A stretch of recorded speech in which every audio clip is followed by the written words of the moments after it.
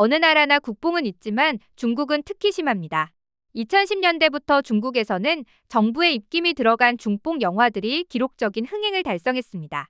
중뽕에 취한 중국인들은 현실에서도 중국이 세계 제일이고 다른 나라들이 중국에 굴복할 줄 알았죠. 그러나 현실과 영화는 다른 법입니다. 오늘은 중뽕 영화에 취해 있던 중국인들이 현실을 깨닫고 현타에 빠졌다는 내용 전해드리겠습니다. 중뽕 영화를 공식 용어로는 주선율 영화라고 합니다.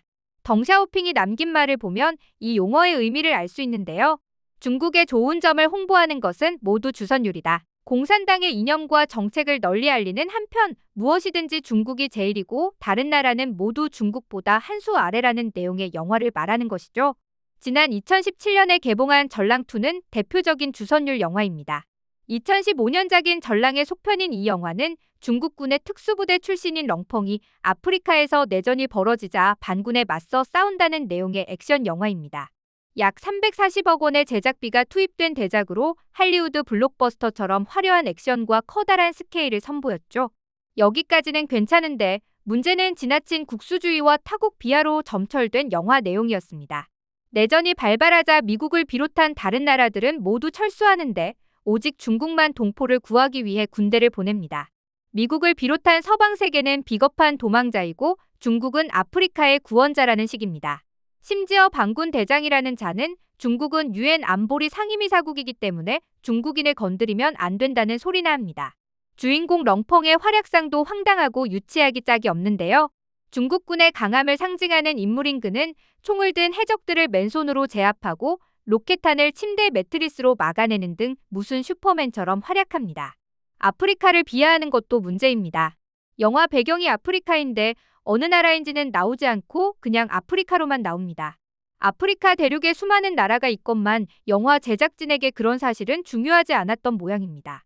영화 속의 아프리카 사람들도 중국인이 도와주기만 기다리고 있는 불쌍하고 나약한 존재로 묘사되죠. 실제로 중국이 아프리카 여러 국가에 막대한 투자를 하고 있다는 걸 생각해보면 이런 영화 내용은 의미심장하다 못해 오싹하기까지 한데요. 처음부터 끝까지 억지 중뽕으로 점철된 이 영화는 중국에서 엄청나게 흥행하여 관객 수 1억 6천만 이상의 흥행 수익은 한국 돈으로 약 9,400억 원을 벌어들였습니다. 중국의 공격적인 외교 정책을 뜻하는 전랑외교라는 말도 이 영화의 제목에서 기원했을 정도입니다. 주역을 맡은 배우 오경은 이 영화 이후에도 역시 중뽕 영화인 장진호 등에 출연하며 중뽕을 상징하는 대표적인 배우로 떠올랐습니다. 한 외국 언론과의 인터뷰에서 중국 영화의 국수적인 내용에 대한 지적을 받자 중국인이 그런 영화 만드는 게 뭐가 문제냐는 식으로 답변하여 과연 중뽕의 상징이라는 소리까지 들은 바 있는데요. 그런데 이 사람 최근 중국에서 평판이 나락으로 떨어지고 말았습니다. 또 다른 중국 배우 왕싱이 태국에서 납치된 사건 때문인데요. 태국 영화의 오디션을 보러 갔던 왕싱은 현지 범죄 조직에 납치되었다가 며칠 만에 구조되었습니다.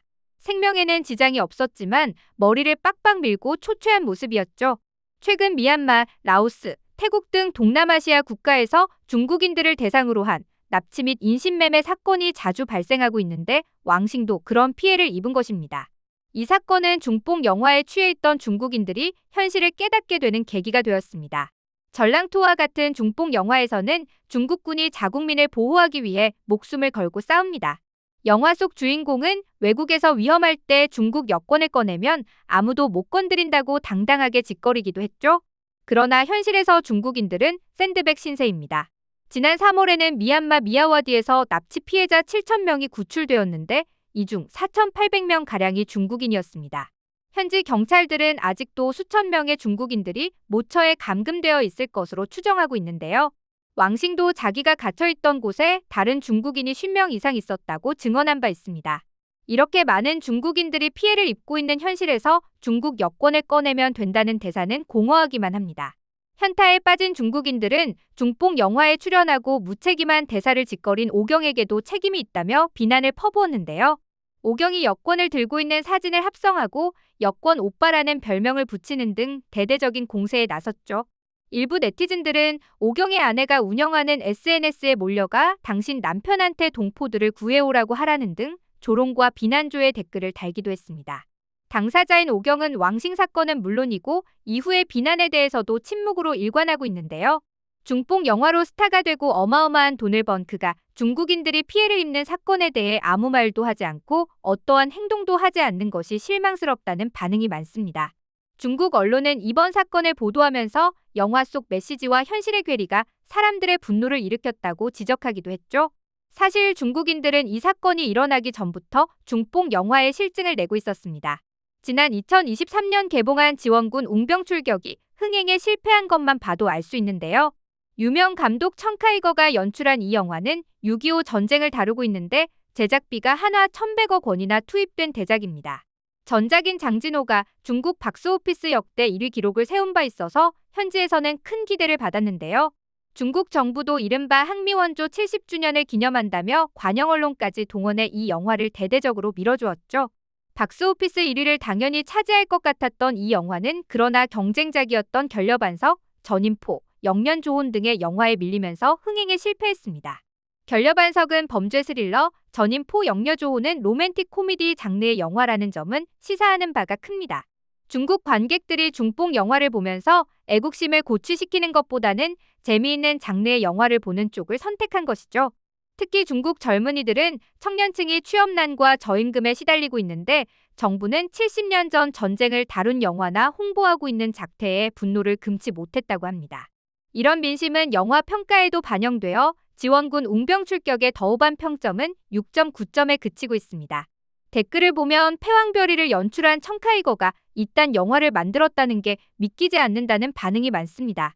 어떤 네티즌은 별 4개를 주면서 이렇게 적었는데요. 영화를 보고 나오는데 앞서가던 6살 정도 먹은 어린아이가 중국이 이겼다. 정말 최고라고 말했다. 그 순간 이 영화가 제작된 의미를 깨달았다. 이게 칭찬하는 건지 빈정거리는 건지 알 수가 없네요. 오늘은 중뽕 영화에 실망한 중국인들의 소식을 전해드렸습니다. 최근 K-팝 데몬 헌터스의 흥행 돌풍이 이어지고 있는데 이에 대한 중국인들의 반응이 이상합니다. 처음에는 한국이 또 중국 문화를 훔쳤다고 헛소리나 짓거리던 중국인들이 요즘은 해괴한 끼워 팔기를 시도하고 있는 것인데요. 캐대언에 나오는 헌트릭스 멤버들 앞에 중국 애니메이션 너자2의 주인공 너자가 서 있는 모습을 합성한 이미지를 만들어서 여기저기에 퍼나르고 있는 겁니다. 심지어 너자와 조이가 친구라는 문구를 삽입하거나 너자2를 홍보하는 콘텐츠에 캐대언과 관련된 해시태그를 달기도 합니다. 너자2는 전 세계 애니메이션 역대 흥행 기록 1위를 기록한 작품이지만 중국 내에서만 흥행했을 뿐 해외에는 거의 알려지지 않았습니다. 중국인들이 그토록 자랑하는 중국 문화가 해외에는 전혀 먹히지 않는다는 사실을 입증해주는 작품이죠. 이런 걸 캐대언과 함께 끼워 팔려고 하는 걸 보면 중국인들도 자기네 힘만으로는 해외에서 성공할 수 없다는 걸 알긴 아는 모양인데요. 그러나 최근 영어로 더빙해 미국에서 개봉한 너자2는 첫 주에 154만 달러의 수익을 올리는 데 그쳤습니다. 반면 캐대언은 너자2보다 적은 상영관에서 상영했음에도 1,800만 달러 이상의 수익을 올리며 박스오피스 1위에 올랐죠. 이런 게 바로 중국인들이 이 악물고 외면하는 진정한 현실이 아닌가 싶습니다. 오늘의 영상 마치겠습니다. 감사합니다.